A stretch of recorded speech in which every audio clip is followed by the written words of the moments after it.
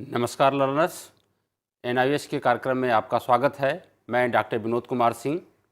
आज हम लोग प्रश्न पत्र कोड 504 प्राथमिक स्तर पर गणित का अधिगम के अंतर्गत अंक गणित के अनुप्रयोग प्रतिशतता का नियम विषय पर विस्तार से बातचीत करेंगे, चर्चा करेंगे, विभिन्न बिंदुओं का अध्ययन करेंगे।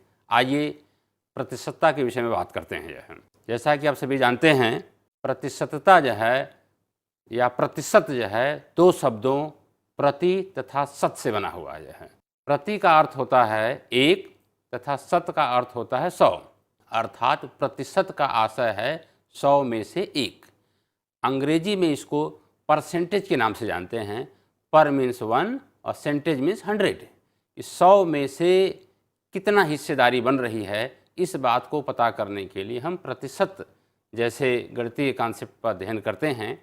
जब हमें दो या दो से अधिक व्यक्तियों या घटनाओं की किन्हीं मात्रात्मक उपलब्धियों या विशेषताओं की आपस में तुलना करनी होती है, तो हमें एक निश्चित मानक या व्यवस्था की आवश्यकता होती है। दो बच्चे हैं, एक ही परीक्षा में अलग अलग अंकों पर अलग अंक पाते हैं, तो इन बच्चों की उपलब्धियों की तुलना हम सामान्य जानकारी के माध्यम से नहीं कर सकते हैं, जब तक कि दोनों बच्चों के कुल प्राप्तांकों में से कितने प्राप्तांक प्राप्त हो रहे हैं उनको हम किसी एक मानक पर न ले आएँ, एक सामान्य नियम पर न ले आएँ, तब तक हम उन दोनों बच्चों की उपलब्धियों की तुलना नहीं कर सकते हैं। आइए ऐसी ही तुलना का पता करने के लिए, इस प्रकार की जानकारी को हासिल करने के लिए प्रतिशत का प्रयोग किया जाता है और प्रतिशत को विस्तार से हम अध्ययन करते हैं। जो है, आइए एक उदाहरण के माध्यम से प्रतिशत को समझने का प्रयास करते हैं। यह एक उदाहरण है, घटना है। जो है,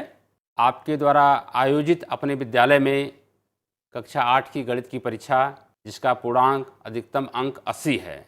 इस उदाहरण में मैं प्रयास किया हूं कि आपको आपके विद्यार्थी को उसके परिवेश को समाहित करने का प्रयास किया हूं कि मानते हैं कि आप अपने ही विद्यालय में कक्षा 8 की गणित की परीक्षा कराते हैं और उस परीक्षा का पूर्णांक अर्थात गणित का प्रश्न पत्र कितने अंकों का होगा, आपने अपने स्तर से 80 अंक निर्धारित किया है। उसमें एक संगीता नाम की छात्रा है जो परीक्षा के उपरांत 64 अंक प्राप्त करती है। यह आपके द्वारा परीक्षा कराई गई गणित की कक्षा 8 की, उसमें अधिकतम अंक 80 हैं और सारे छात्र छात्राएं परीक्षा में सम्मिलित हुए, लेकिन एक छात्रा है जिसके अंक जो है 64 अंक प्राप्त होते हैं। आपके पड़ोस के ही विद्यालय में गणित के शिक्षक हैं तथा वह भी उसी कक्षा अर्थात कक्षा 8 की परीक्षा अपने विद्यालय में सुनिश्चित कराते हैं और वह जो है अपने विद्यालय में प्रश्न पत्र 75 अंक का निर्माण करते हैं, अर्थात पूर्णांक या अधिकतम अंक 75 है। दूसरे साथी शिक्षक जो पड़ोस की विद्यालय में कक्षा 8 की गणित की परीक्षा लेते हैं और वहाँ के बच्चे सभी सम्मिलित होते हैं तथा उसमें भी वहाँ भी एक छात्रा है जिनका नाम सुनीता है और वह 75 पूर्णांक में से 63 अंक प्राप्त करती हैं।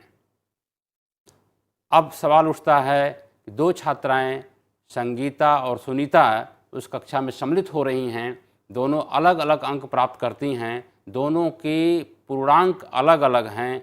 निश्चित रूप से सभी बच्चों में कौतूहल का विषय है कि आखिरकार गणित में उपलब्धि किसकी अधिक है, या दोनों ही कक्षाओं के विद्यार्थियों ने यह जानने का प्रयास किया कि गणित विषय में संगीता और सुनीता ने में से किसने अच्छा प्रदर्शन किया। आइए इस उदाहरण को आपके साथ लग करके हम हल करते हैं और जानते हैं कि ऐसी समस्या, ऐसे प्रश्न को आप अपने कक्षा में बच्चों के सामने कैसे रखेंगे। हम पहली छात्रा हैं जिनका नाम संगीता है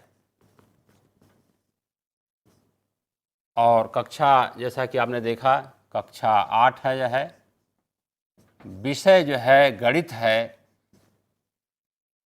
गणित की परीक्षा कराई गई है। यह है,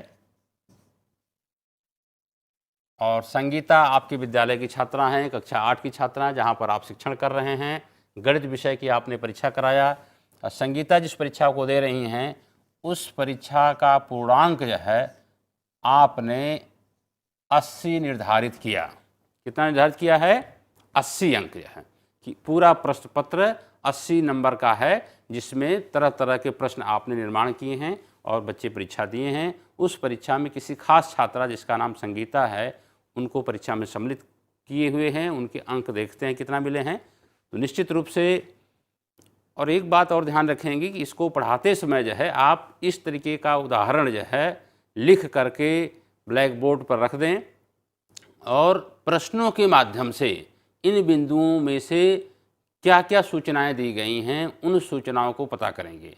निश्चित रूप से जो प्रश्न आपके सामने दिख रहा है, उस प्रश्न में छात्रा का नाम दिखा हुआ है, संगीता कक्षा 8 की छात्रा हैं, गणित विषय की परीक्षा दी हैं और इस विषय की जो परीक्षा दी हुई हैं उसका प्रश्न पत्र का पूर्णांक या अधिकतम अंक कितना है, 80। यह बातें प्रश्न उत्तर के माध्यम से आप बच्चों से निकलवाएं जो है। सारी बातें खुद न करें, बल्कि रहस्यमय तरीके से एक के बाद एक सूचना प्रश्नों के माध्यम से बच्चों से निकलवाएं जो है। तो निश्चित रूप से आपके कक्षा के सभी बच्चे जागरूक रहेंगे और हर बच्चा प्रश्नों के उत्तर को देने का प्रयास करता रहेगा। अब आप यह पूछेंगे कि संगीता ने जो परीक्षा दी थी उनका पूर्णांक 80 है, उसमें कितना अंक प्राप्त किया जाए।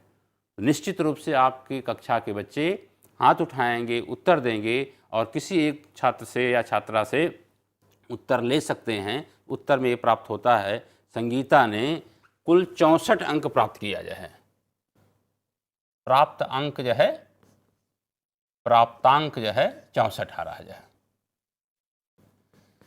पूरे प्रश्न की एक परिस्थिति ये निकल के आई। पहला केस है जो है कि पहली छात्रा जो आपके विद्यालय की छात्रा है और वह कक्षा 8 की परीक्षा में सम्मिलित हुई है, पूर्णांक 80 है और उसने अंक प्राप्त किया 64।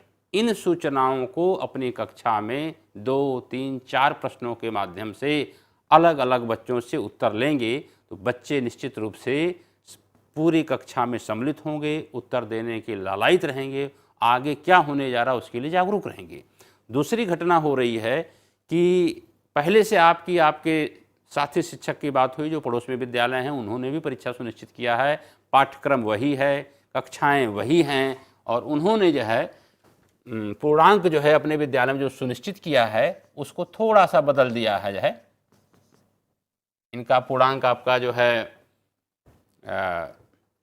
75 है। इस बात को भी आप कक्षा में पूछेंगे कि बच्चों, पड़ोस के विद्यालय में जो गणित की परीक्षा कराई गई है, दिए गए प्रश्न में गणित का पूर्णांक कितना है। तो निश्चित रूप से बच्चे उत्तर देंगे कि दूसरी परीक्षा, दूसरे विद्यालय की गणित की परीक्षा जो 8वीं की गणित की परीक्षा कराई गई है, दूसरे शिक्षक के द्वारा कराई गई है, लेकिन पाठ्यक्रम वही है, उसमें पूर्णांक जो है 75 है।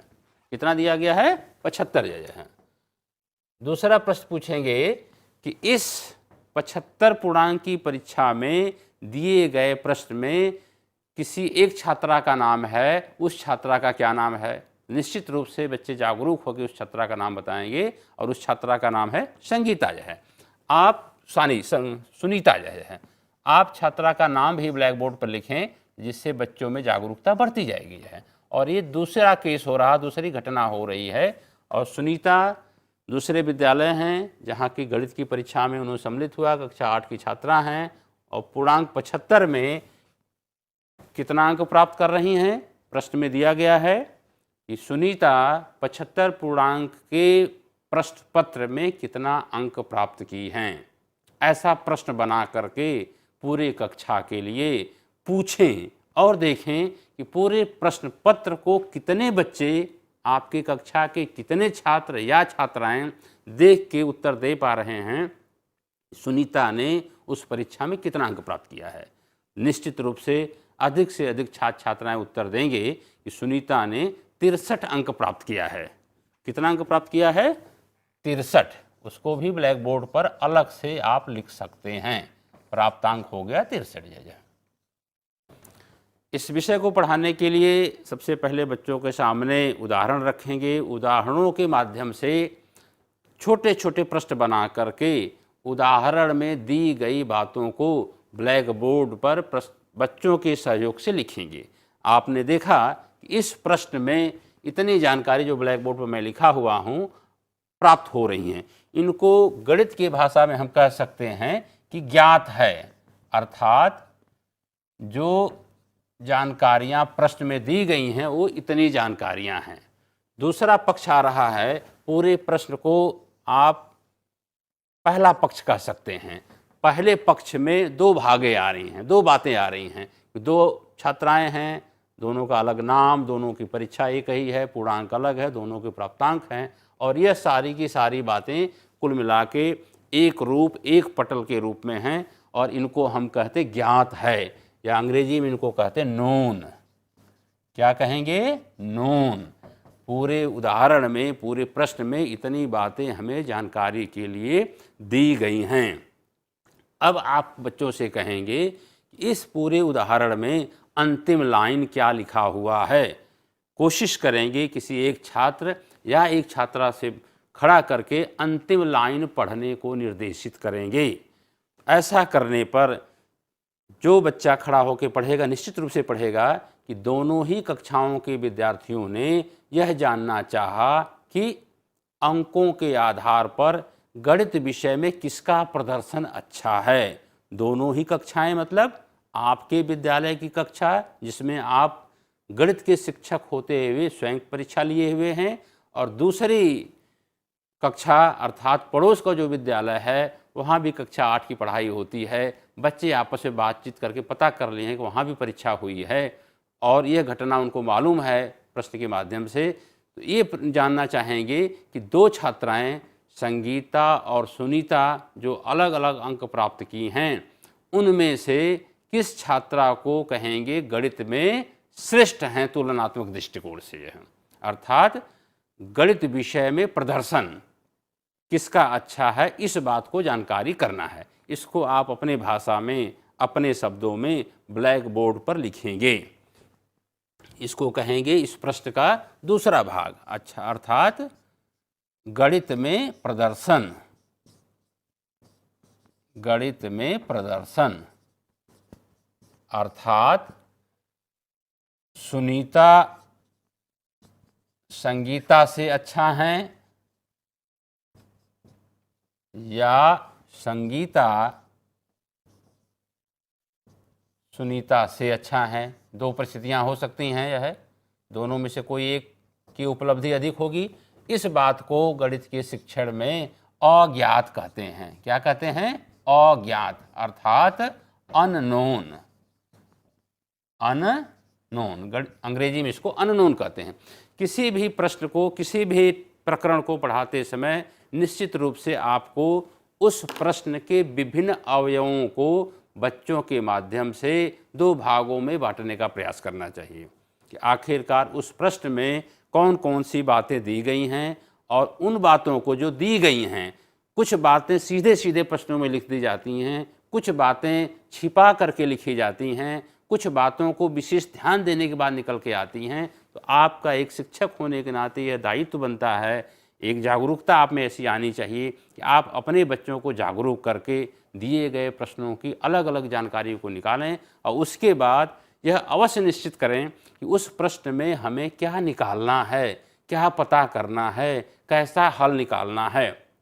अगर कक्षा के अधिक से अधिक बच्चे क्या दिया हुआ है और क्या ज्ञात करना है जान जाते हैं, निश्चित रूप में उनमें उस प्रश्न को हल करने की, जानने की ललक बढ़ जाती है, और वह जो है उस विषय को, उस प्रकरण को आसानी से सरल करने के कुछ न कुछ रास्ते, कुछ न कुछ तरीके सुझाने लगते हैं, देखने लगते हैं, बताने लगते हैं।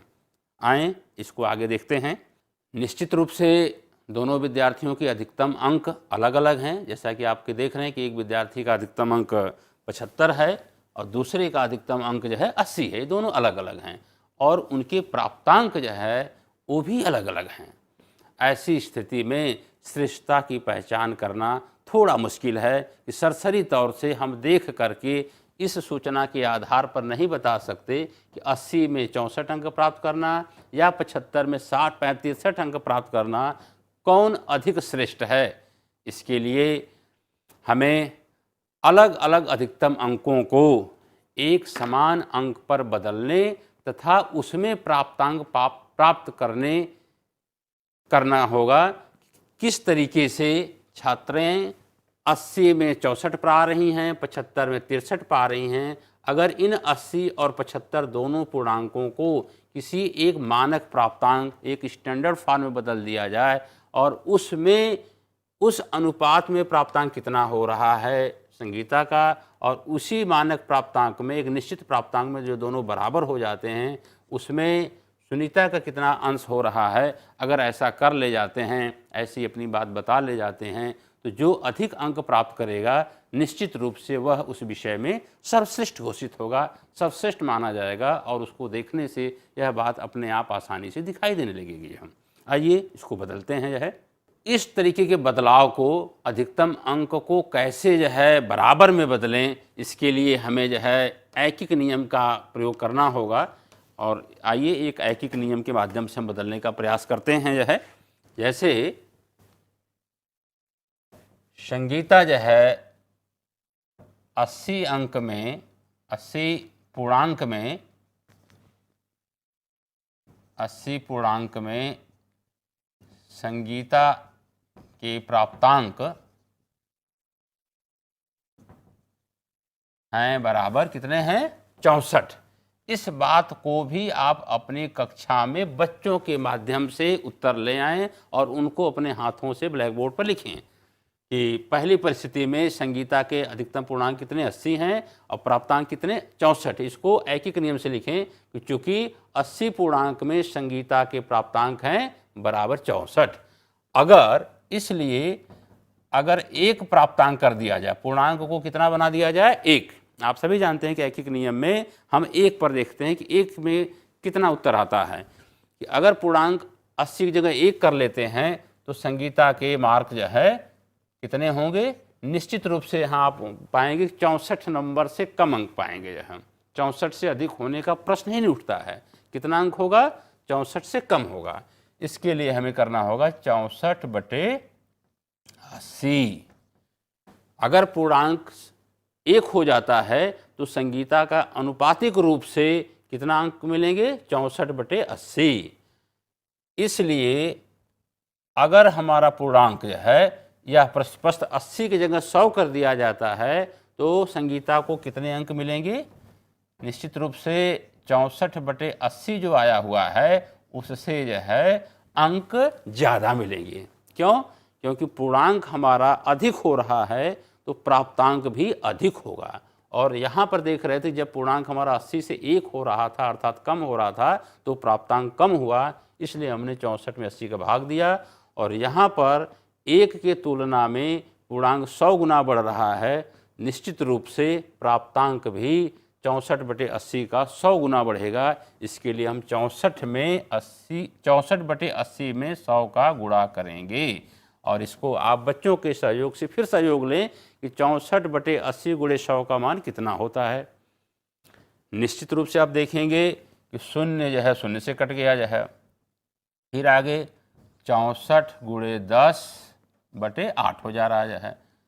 इनको भी आप काटें 8 को 4 से काटते हैं, 4 दूनी 8, फिर 64 को काटते हैं, 4 एकम 4, 2 6 24, 4 6 का 24, फिर 16 को आप 2 से काटते हैं, 1 2 8 16 बराबर 8 गुणे 10 बराबर 80।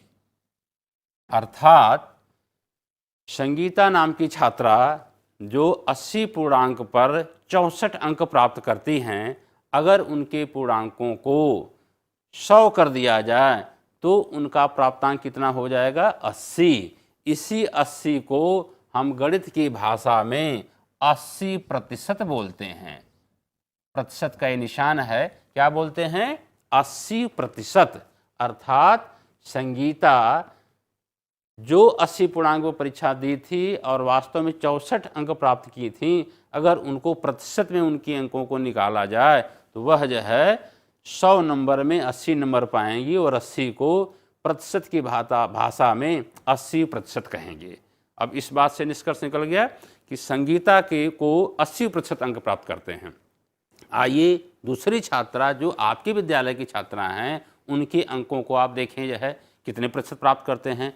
इसी तरीके से आप हल करेंगे और फिर हल करते समय इस बात को ध्यान रखना होगा कि प्रश्नों के माध्यम से कि सुनीता के पूर्णांक कितने हैं, बच्चे उत्तर देंगे 75 हैं। सुनीता ने 75 पूर्णांक में कितने अंक प्राप्त किया, 63 अंक प्राप्त किया। फिर बच्चों का सहयोग लेंगे कि चलिए बच्चों ऐकिक नियम के माध्यम से यहाँ भी देखते हैं कि सुनीता को 100 में कितने अंक मिलेंगे। ये हमेशा जागरूकता बनाए रखनी होगी। हर बच्चा आगे क्या होगा उसको जानने के लिए लालायित हो, प्रेरित हो। आइए इसको करते हैं। चूंकि 75 पूर्णांक में सुनीता के प्राप्तांक हैं, सुनीता के प्राप्तांक हैं बराबर कितने प्राप्तांक हैं, प्रश्न में दिया गया है 63। दूसरा प्रश्न उठेगा कि यदि सुनीता के पूर्णांक को 1 कर दिया जाए तो उनके अंक कितने होंगे, और यहाँ लिखते भी जाएंगे। यदि सुनीता के पूर्णांक परीक्षा के 1 कर दिए जाएं, यहाँ प्रश्न पूछिए कि उनके प्राप्तांक 63 होंगे, 63 से अधिक होंगे या 63 से कम होंगे। बच्चों के भी कई उत्तर अलग अलग आ सकते हैं और आप देखेंगे ज़्यादातर बच्चे कहेंगे कि नहीं पूर्णांक का मान कम हो रहा है, इसलिए प्राप्तांक के भी मान में कमी होगी। जब कमी होगी उसके लिए 63/75 करेंगे यह है। फिर तीसरा प्रश्न आपका बनता है कि जब सुनीता के पूर्णांक को 1 की जगह 100 कर दिया जाए तो उनके प्राप्तांक कितने होंगे, वह प्राप्तांक बढ़ेंगे या घटेंगे, इस बात पर भी प्रश्न पूछेंगे और इसको लिखते हुए जाएंगे। तो देखेंगे कि यदि पूर्णांक 100 कर दिया जाता है तो प्राप्तांक क्या होता है, निश्चित रूप से बढ़ेगा। क्या होगा, बढ़ेगा। बढ़ने के लिए हम 100 से इसमें गुणा करेंगे। हम 63 × 100/75 आप करेंगे तो देखेंगे कि इसका उत्तर जो है 84 आएगा। कितना आएगा, 84 अर्थात 84। पुनः जो है संगीता जो है 100 में 84 नंबर पा रही हैं। इनको फिर गणित की भाषा में बच्चों से कहेंगे कि इस 84 को गणित की भाषा में कितना लिखेंगे, तो बच्चे उत्तर देंगे कि गणित की भाषा में इसको हम 84% लिखेंगे। यह है 84%। अब आपने देखा कि आप शिक्षण करते हुए बच्चों को दिए गए उदाहरण में 2 परिस्थितियां पैदा किए हुए हैं। संगीता जो है यहाँ पर कितने प्रतिशत नंबर पा रही हैं, 80% यह है, और सुनीता जो है इनके प्रतिशत कितने हैं, 84%। इन बातों को भी कई बार प्रश्नों के माध्यम से बच्चों के मन मस्तिष्क में बैठाएं कि बच्चों प्रश्न को हल करने के बाद हम क्या प्राप्त करते हैं, तो बच्चे उत्तर देंगे कि संगीता को 80% के नंबर आए हैं जबकि सुनीता को 84% नंबर पाए हैं। दोनों नंबरों का अगर आप तुलना करेंगे आपस में 80 और 84, फिर यहाँ सवाल पूछिए कि 80-84 में कौन अधिक है, तो बच्चे कहेंगे 84 अधिक है। 84% अंक पाने वाला कौन है, उनका नाम सुनीता है। तो निश्चित रूप से जो आपको अज्ञात जानकारी दी गई थी कि किसके अंक अधिक हैं, सुनीता के या संगीता के, तो आप देखेंगे कि बच्चे आपको सहयोग करेंगे, उत्तर देंगे और यह बताएंगे कि सुनीता ने संगीता से अधिक अंक प्राप्त किया है। और कितना अधिक आया है, 84 से 80 घटाएंगे तो 4% अंक सुनीता के संगीता की तुलना में अधिक हैं। तो इस निष्कर्ष पर पहुँचेंगे कि सुनीता जो हैं संगीता से अधिक अंक पाई हैं, अर्थात सुनीता नाम की छात्रा जो आपके विद्यालय की छात्रा है, दूसरे विद्यालय की छात्रा जिसका नाम संगीता है, उससे गणित में श्रेष्ठ है। इस बात को इस अभ्यास के माध्यम से, कई प्रश्नों के माध्यम से बच्चों के सामने जब परिस्थितियाँ रखेंगे तो बच्चे तरह तरह के उत्तर देंगे और उनके मन मस्तिष्क में यह बातें बैठ जाएंगी। इसलिए कि यह उदाहरण आपके विद्यालय का है, इस विद्यालय में आप सम्मिलित हैं, आपकी छात्राएं सम्मिलित हैं, आपके छात्र सम्मिलित हैं, तो जो विषय वस्तु प्रतिशत बताने का प्रयास किया गया है, यह प्रतिशत निश्चित रूप से बच्चों की समझ में आएगा। आइए प्रतिशत के कुछ उपयोग की बात करते हैं। यह है प्रतिशत जो कॉन्सेप्ट है, जीवन में, व्यवहार में, समाज में बहुत सारी समस्याओं को सरल करने में मदद करता है। तो कुल मिला के इन सारे बातों को 3 भागों में बांटा गया है कि प्रतिशत जो है किसी व्यापार में लाभ तथा हानि को विक्रय मूल्य की प्रतिशतता के रूप में बताता है। प्रतिशत ऋण की स्थिति में देय ब्याज को मूलधन के प्रतिशत के रूप में बताता है। कहीं उपज हो रहा हो, उत्पादन हो रहा है तो उसकी वृद्धि हो रही है या कमी हो रही है, उसकी स्थिति में वृद्धि अथवा कमी को प्रारंभिक उपज या उत्पादन के प्रतिशत के रूप में भी जानकारी आती है। यह इन बातों को हम सूत्र के रूप में लिख सकते हैं।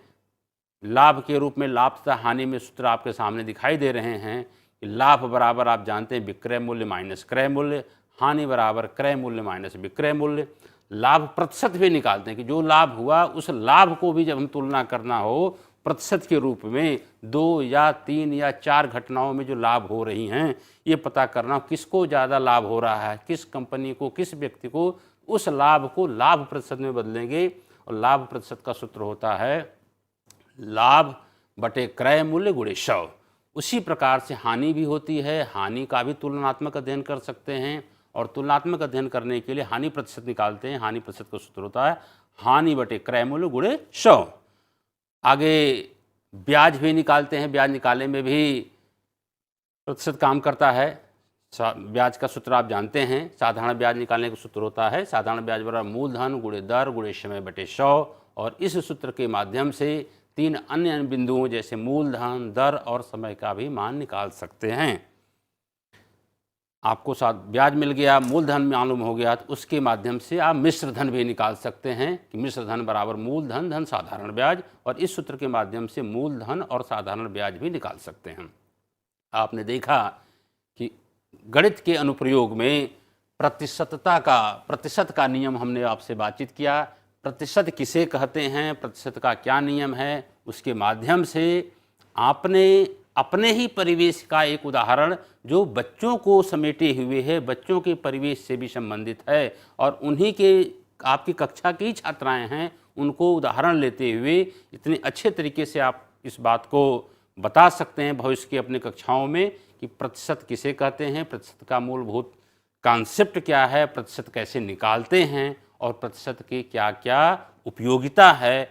इन विभिन्न बिंदुओं पर आपने हमारे साथ सम्मिलित हुए, इन बिंदुओं को देखे, बातचीत किए। मैं आशा करता हूँ इन बातों को सम्मिलित करते हुए भविष्य की कक्षाओं में आप अपने उपयोग में इन सारी बातों को सम्मिलित करेंगे।